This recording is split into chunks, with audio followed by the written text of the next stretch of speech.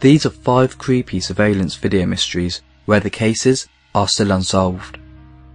Number 1. Jackie Sutton was a former BBC journalist who was working as the Iraq director of the Institute of War and Peace at the time of her death.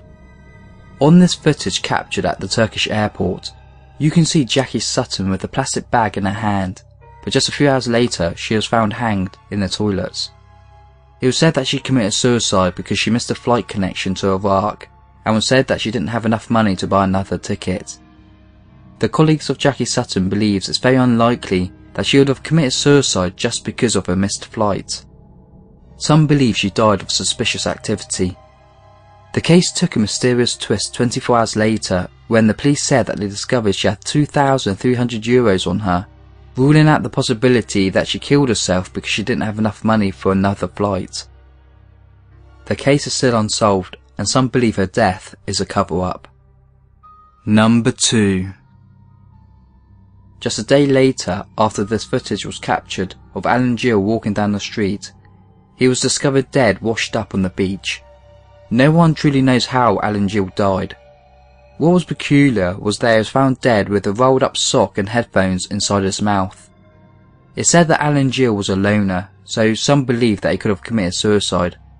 The problem with this theory is that Alan Gill was found to have injuries to his chest, right hand and head. What caused these injuries? His wallet was discovered not far from his body. There are no bank cards or ID inside, but there was £95 in cash, which makes mugging the motive of his death very unlikely. The death of Alan Gill is still a mystery. Number 3.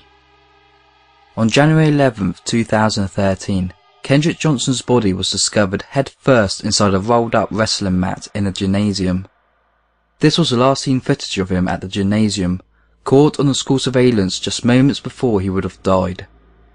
The first autopsy report stated that Kendrick's death was accidental, the outcome of Kendrick suffocating inside the mat after trying to get his trainers. The family of Kendrick Johnson believes he was murdered.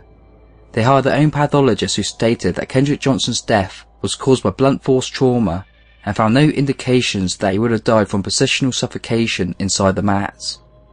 Also, the pathologist found a gruesome discovery, that Johnson's body was stuffed by newspapers.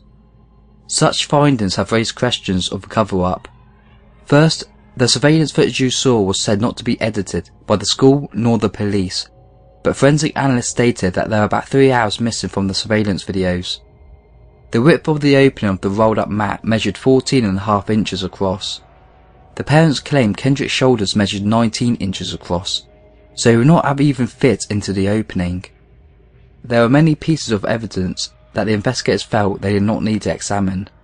These included droplets of blood on clothing near the area as well as on the wall. No one knows who they belong to. The federal investigation's theory on Kendrick's death was that he had fallen into the mat whilst trying to get his trainers from the bottom. The problem is, if Kendrick fell while reaching to retrieve his trainers from the bottom of the mat, why did they end up lodged between his lower body and inside of the mat, as if they fell in after him? The death of Kendrick Johnson is still a mystery. Number 4. This eerie CCTV footage captured Elisa Lam's very bizarre final moments.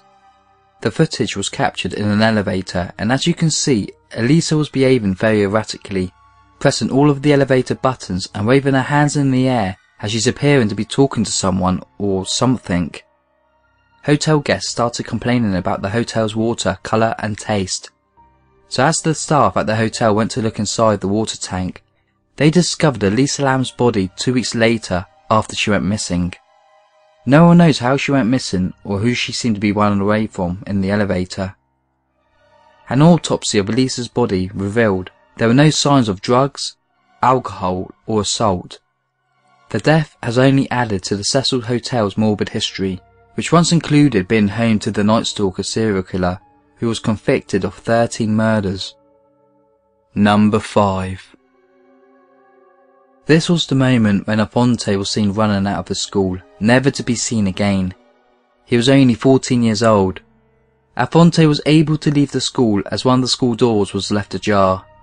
A school safety agent said that she noticed Afonte leaving the school, but was unable to chase after him because she wasn't able to leave her post. Tragically, part of Afonte's body was discovered 3 months later on the rocky shoreline in Queens, about 11 miles from where he vanished. The police still don't know who brutally killed Afonte.